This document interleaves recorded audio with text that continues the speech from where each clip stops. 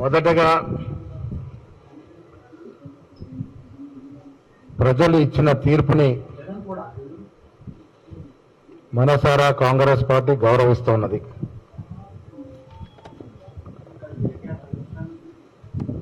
Telangana voter మహాశైలకి యావత్ దేశంలో vote వినియోగించుకొని వారి తీర్పు ప్రకటించిన దేశ ఓటరు మహాశైలందరూ కూడా కృతజ్ఞతలు. ఇవాళ రాష్ట్రంలో మొదటి నుండి కూడా మేము 2023 డిసెంబర్ 7న ప్రమాణ స్వీకారం చేసిన తర్వాత మాన్య ముఖ్యమంత్రి రేవంత్ రెడ్డి గారి ఆధ్వర్యంలో 6 గ్యారెంటీలు ప్రకటించడం, దాంట్లో 5 గ్యారెంటీలు ప్రజలకు చేరడం, దీని కారణంగా ప్రజలు మాకు ఆదరిస్తారు, మా పాలనని మెచ్చుకుంటారనే మాటలు ఇవాళ నిజం చేస్తూ 3 పార్లమెంట్ సీట్లు గతంలో కాంగ్రెస్ పార్టీకి ఉంటే ఇవాళ దాదాపు 8లో మేము ముందంజలో ఉన్నాం. ఇంకా అవకాశం ఉంటే ఒక సీటు పెరిగే అవకాశం కూడా ఉన్నది. కంటోన్మెంట్కి జరిగిన బై ఎలక్షన్లో కూడా పెద్ద మెజారిటీతో మా అభ్యర్థి శ్రీ గణేష్ని గెలిపించినారంటే రేవంత్ రెడ్డి గారి పట్ల ప్రజలు సంతోషంగా ఉన్నారు, రేవంత్ రెడ్డి గారిని బలోపేతం చేయాలనే ఆలోచనలో ఉన్నారనే మాట స్పష్టమవుతా ఉంది. ఎగ్జిట్ పోల్స్ చూసాం, చాలా గందరగోళంగా అయోమయానికి గురి చేసేటువంటి పరిస్థితులు. మొన్న సాయంత్రం మేము చెప్పాం, ఎగ్జిట్ పోల్స్ ప్రామాణికం కాదు, ఎగ్జాక్ట్ పోల్స్ కోసం వెయిట్ చేద్దామనే మాట. 400కే పార్ అనే నినాదం కొంత మీడియా ప్రభావం, అందరూ కాకపోయినా కొంత మీడియా ఏకదాటిగా వన్ సైడ్గా కథనాలు చెప్పినప్పటికీ కూడా ఇవాళ బీజేపీ చితికిలబడి 300 స్థానాలు కూడా దాటలేని పరిస్థితి. అన్నిటికీ మించి అయోధ్య మందిరం కట్టినామని ఘనంగా చెప్పుకున్న ఫైజాబాద్లో ఇవాళ బీజేపీ వెనుకంజలో ఉండడం, ప్రజల తీర్పు ఏంటంటే భగవంతుడు మతం గౌరవప్రద స్థానంలో ఉండాలి, వారిని రాజకీయాలకు లాగకూడదు అన్నటువంటి మాట ఇవాళ అయోధ్య ఏ స్థానంలో అవుతుందో ఫైజాబాద్ స్థానంలో బీజేపీ వెనుకంజలో ఉంది అంటే అది దానికి అద్దం పడతా ఉంది. మాటికి 400 పార్ అన్నారు, 300కే అందరు ముగిస్తూ ఉన్నారు. 10 ఏళ్ల మోడీ పాలన ప్రజలు విసికి వేసారిపోయినా చెప్పడానికి ఇవాళ ఉత్తరప్రదేశ్లో వస్తున్నటువంటి ఫలితాలు, వారి స్వరాష్ట్ర గుజరాత్లో వస్తున్నటువంటి ఫలితాలు, మోడీ పట్ల ప్రజలకి మోడీ పాలన చాలు అని చెప్పడానికి ఇవి నిదర్శనం. ఇవాళ ఉత్తరప్రదేశ్లో సమాజ్వాదీ పార్టీ, ఇండియా కూటమిలో భాగమైనటువంటి సమాజ్వాదీ పార్టీ గెలుస్తున్న తీరు, గుజరాత్ పంజాబ్లో కాంగ్రెస్ ముందంజలో ఉన్న తీరు మోడీ పట్ల నిరాశ నిర్లిప్త ప్రజల్లో పేరుకుపోయిందని చెప్పడానికి నిదర్శనం. తెలంగాణ ప్రజలు విలక్షణమైనటువంటి ఓటింగ్ సరళిని ప్రదర్శించినారు. ఇక్కడ టీఆర్ఎస్ నాయకుడు, 10 ఏళ్లుగా ముఖ్యమంత్రి నాయకుడు, కేవలం రేవంత్ రెడ్డి గారి మీద ఉన్న అక్కసు కోపముతో తన కంటిని తన వేలుతో పోల్చుకున్న చందనంగా ఇవాళ వారు చేసిన చర్య కాంగ్రెస్ ప్రభుత్వం ఎక్కువ సీట్లు రాకూడదని పై స్థాయిలో నాయకులు, కింది స్థాయిలో కార్యకర్తలు మూకుమ్మడిగా ఏకమై బీజేపీ పార్టీకి ఓట్లేసిన తీరు, ఎక్కడెక్కడైతే బీజేపీ గెలవాలో అక్కడ పలచని అభ్యర్థులను పెట్టిన తీరు, కింది లెవెల్లో వారు కుమ్మక్కై ఓటింగ్ సరళి నడిపిన తీరు ఇవన్నీ చేసినా కాంగ్రెస్ పార్టీ ఆజో కాంగ్రెస్ పార్టీ అనిల్ ఆజో జగదీష్ కూర్చోబెట్టు ఆజో ఆజో అనిల్ రమ్మన్ ఆజో అది అనిల్ వచ్చే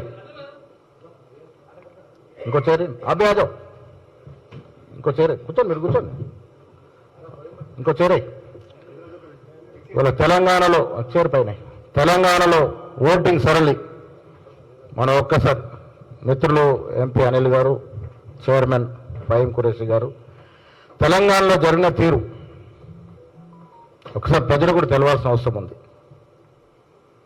10 ఏళ్ళు ముఖ్యమంత్రిగా ఉండి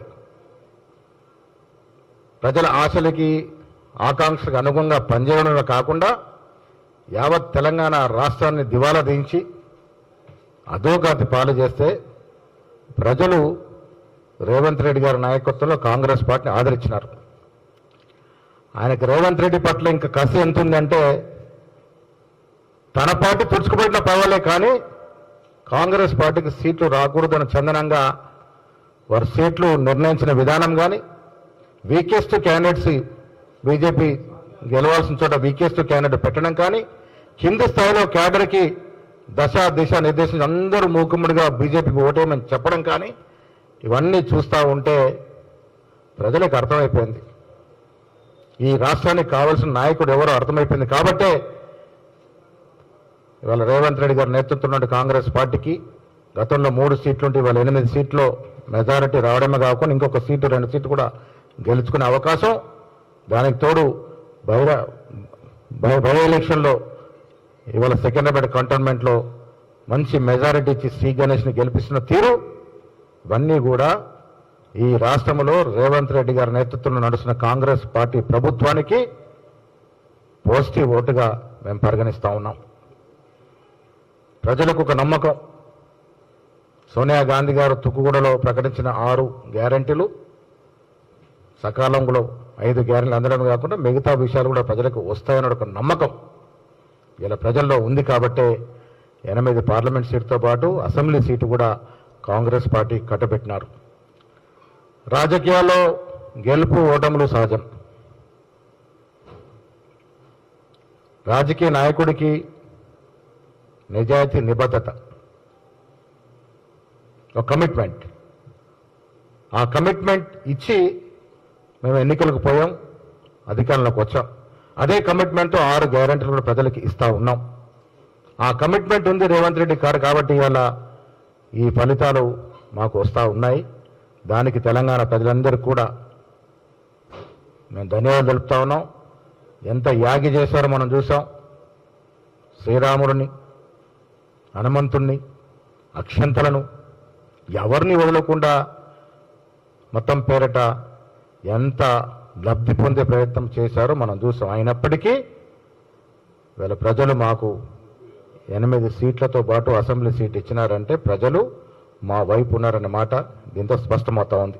అదేవిధంగా ఇండియాలో, భారతదేశంలో చూసుకుంటే ఇండియా కూటమి అసలు పని అయిపోయిందని, రాహుల్ గాంధీ గారి నాయకత్వం పడిపోయిందని రకరకాల ప్రచారాలు అందరూ కాకపోయినా కొంత మీడియా చేసినప్పటికీ కూడా ఇవాళ భారతదేశంలో ఇండియా కూటమికి వస్తున్న సీట్లు భవిష్యత్ అంతా రాహుల్ గాంధీదే అని స్పష్టం చేస్తా ఉన్నాయి.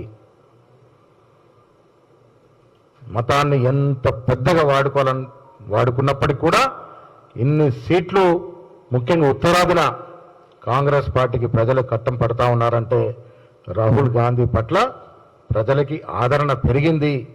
ఈ దేశానికి భవిష్యత్తు రాహుల్ గాంధీ అన్నటువంటి మాట కూడా ఈ సందర్భంగా స్పష్టమవుతా ఉంది. ఈ ఎన్నికల్లో కష్టపడి పనిచేసినటువంటి మా శాసనసభ్యులు కావచ్చు, కింది స్థాయిలో ఉన్నటువంటి పునాదులు, మూల స్తంభాలంటే కార్యకర్తలు కావచ్చు, మీలాంటి మిత్రులు, మీడియా మిత్రులు కావచ్చు, కాంగ్రెస్ అభిమానులు, ముఖ్యంగా మహిళలు మాకు ఈ ఆశీర్వాదం ఇచ్చినందుకు వారికి కూడా కాంగ్రెస్ పార్టీ తరఫున మనస్ఫూర్తి ధన్యవాదాలు.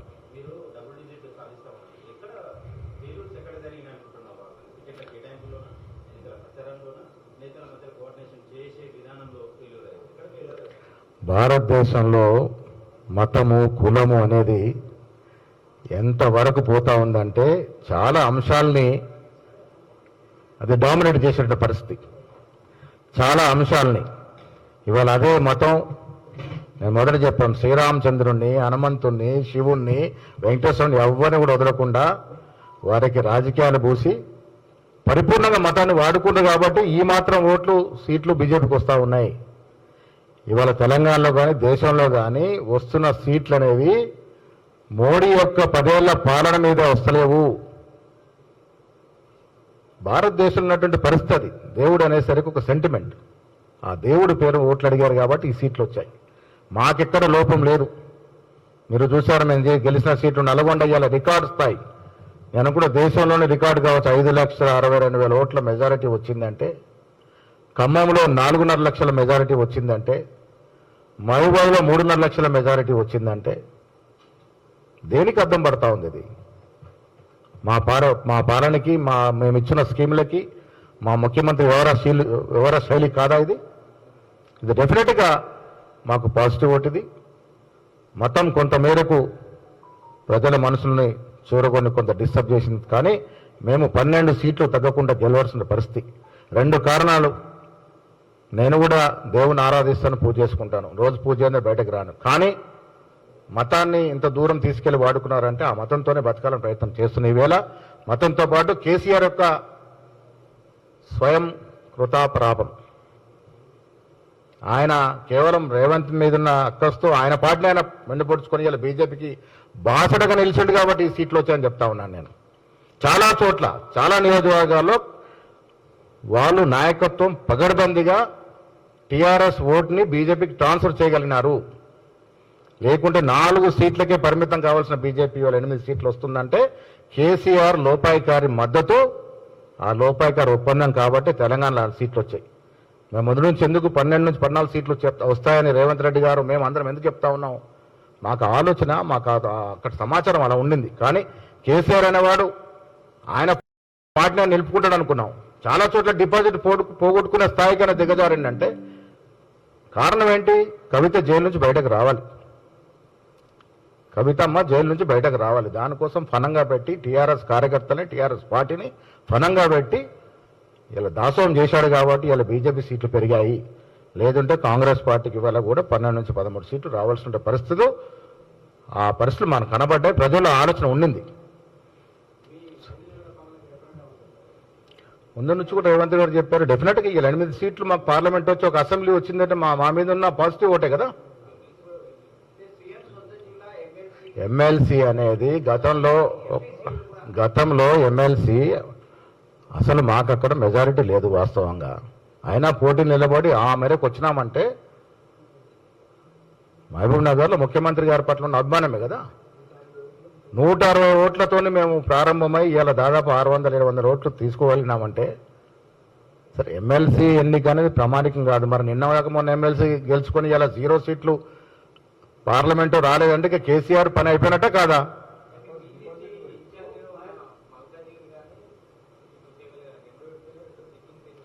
అర్బన్ ఓట్లు ఎక్కడైతే ఉన్నాయో అక్కడ రిజల్ట్స్ కొంత బీజేపీకి అనుకూలంగా వచ్చింది.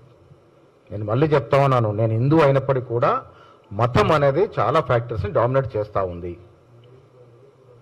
దానివల్లే ఇవాళ బీజేపీకి ఆ సీట్లు రాగలిగినాయి. చేవెళ్ళ కానీ మల్కాజ్గిరి కానీ ముందు నుంచి కూడా కొంచెం బీజేపీ ప్రభావం ఉన్నటువంటి ప్రాంతాలు.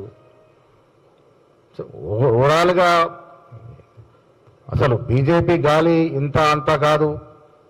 చాలా సర్వేలు మాకు 2-3 దాటాయని చెప్పినట్టు సందర్భం. 8 సీట్లు ఈ పరిస్థితిలో వచ్చినాయి. అందులో అసెంబ్లీ, రాష్ట్రానికి ప్రజలు రావాల్సిన అసెంబ్లీ సీటు మాకు వచ్చిందని నాకు అర్థమేంటి? రేవంత్ రెడ్డి గారి పట్ల, కాంగ్రెస్ ప్రభుత్వం పట్ల పాజిటివ్ ఓటనే చెప్పక తప్పదు.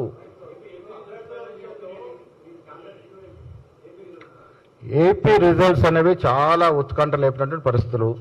అసలు ఊహకందకుండా ఫలితాలు వచ్చినాయి. కేసీఆర్ ఏ విధంగా అయితే ఇక్కడ పాలన చేసినాడో అదే అడుగులో మడుగులో తొక్కి అక్కడ జగన్ రెడ్డి గారి పాలన సాగింది. రాచరికి పాలన మురిపించే స్థాయిలో ఏ నాయకుడు పాలన చేసినా ఇవాళ ఇంటికి పోక తప్పదనేది ప్రజలు తీర్పిచ్చినారు. ప్రజాస్వామ్యంలో అధికారం ఇచ్చినప్పుడు జాగ్రత్తగా ప్రజల ఆకాంక్ష మేరకు పనిచేస్తే మళ్ళీ ఆదరిస్తారు.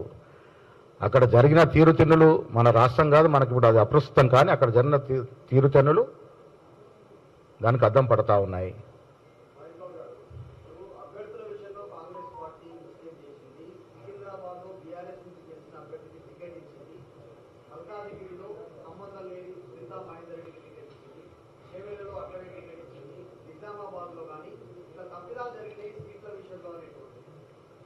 ఎక్కడ కూడా సీట్ల విషయంలో తప్పిదాలు జరగలే. భువనగిరిలో ఆ పిల్లని తీసుకొచ్చి పెట్టారన్నారు. ఎంత మెజార్టీతో గెలుస్తా ఉన్నాడు? ఇక్కడ భువనగిరిలో 1,50,000 మెజార్టీతో గెలుస్తాడు. 2,10,000తో గెలుస్తా ఉన్నాడు. రాజకీయ అవసరం. రంజిత్ రెడ్డి గారు సిట్టింగ్ ఎంపీగా పార్టీకి వచ్చినప్పుడు ఆయన అక్కడ సీట్ ఇవ్వాల్సిన పరిస్థితిలో సునీతా మహేందర్ రెడ్డి గారిని మల్లికార్జుగిరికి తీసుకురావడం జరిగింది. అక్కడ ఉన్నట్టు కంపల్సరీ అది. సిట్టింగ్ ఎంపీ అక్కడ జాయిన్ అయ్యి ఉండకుండా ఉంటే ఆ సీట్లో వేరే రకంగా ఉండేది. సీట్లో ఎక్కడ కూడా పొరపాట్లు జరిగినట్టుగా కనబడలేదు, లేవు కూడా. కానీ ప్రజల తీర్పు ఏదైనా, ప్రజలు ఓటర్ మహాశయులు దేవుళ్ళు, వాళ్ళు ఇచ్చిన తీర్పు శిరోధార్యం. ఇవాళ వాళ్ళు ఇచ్చిన తీర్పును మేము గౌరవిస్తూ ఉన్నాం, మనసారా స్వీకరిస్తూ ఉన్నాం. వచ్చే రోజుల్లో కూడా ఇలా ఏ విధంగా అసెంబ్లీ గెలుచుకున్నాం, ఇలా 64 నుంచి 65కు మా బలం పెరిగింది. కమ్యూనిస్ట్ పార్టీ మాతో ఉంది, ఉభయ కమ్యూనిస్ట్ పార్టీలు. ఇలా ప్రజల ఉద్యమంలో పాల్గొన్న టీజీఎస్ పార్టీ కాంగ్రెస్ చెంతన ఉంది. మీరు చూశారు ఏ విధంగా మేము మిత్రపక్షాలని కలుపుకొని పోతా ఉన్నాము. 10 ఏళ్ల కాలంలో ఒక్కసారి కూడా అఖిల పక్షాన్ని పిలువనటువంటి సందర్భం కేసీఆర్ గారిది. మీరు గుర్తుంచుకోవాలి. ఒక్కసారి కూడా ఏ ఒక్క విషయంలో కూడా ప్రతిపక్షాలను కానీ మిత్రపక్షాలను కానీ పలకరించిన పాపాన పోలే. మా ముఖ్యమంత్రి గారు ఇవాళ ఒక గేయాన్ని అధికారికంగా చేయాలంటే మా మిత్రపక్షాలని, కవుల్ని, కళాకారుల్ని, మేధావుల్ని పిలిచి అడగడం జరిగింది. వారి ఇన్పుట్స్ తీసుకోవడం జరిగింది. టీఎస్ నుంచి టీజీకి మారుస్తూ కూడా అందరు మేధావులకు ఇన్పుట్ తీసుకోవడం జరిగింది. ప్రజల మమేకంతో పాలన జరుగుతూ ఉంది. దీంట్లో అనుమానం లేదు. కేసీఆర్ లాగా ఒంటెత్తు పోకడలు ఉండవు. మా ప్రభుత్వం ప్రజాస్వామ్యం నమ్ముకున్నటువంటి పార్టీ ప్రభుత్వం. ప్రజాస్వామ్యం విలువన్నటువంటి నాయకుడు ముఖ్యమంత్రిగా ఉన్నాడు. ఆయన క్యాబినెట్ సహచరులంతా కూడా సీనియర్ నాయకులు. ప్రజాస్వామ్యము, సెక్యులరిజం నమ్ముకున్నటువంటి పార్టీ కాబట్టి మాకు డెఫినెట్గా ముందుకు పోతాం. ఇది మంచి తీర్పు అని మేము గౌరవిస్తూ ఉన్నాం. ఇక ముందు కూడా మా ప్రభుత్వం ప్రజల ఆశలు, ఆకాంక్షలు, కోరికల మేరకు నడుస్తుంది. ఇవాళ వచ్చినటువంటి ఫలితాలని మేము స్వీకరిస్తూ ఉన్నాం. ప్రజలకు ధన్యవాదాలు తెలుపుతా ఉన్నాం. Thank you. ఒక్క నిమిషం. మాది ప్రజాస్వామ్యం పార్టీ. డెఫినెట్గా సమీక్షలు ఉంటాయి, ఎప్పటికప్పుడు సమీక్షలు ఉంటాయి. తప్పులు ఏమన్నా లోపాలు ఉంటే సరిదిద్దుకు ముందుకు పోతూ ఉంటాం. దీంట్లో అనుమానం లేదు. హనుమంతరావు గారు మాట్లాడిన తర్వాత బయట మా కార్యకర్తలు కొంత ఉత్సాహాన్ని ప్రదర్శిస్తారు.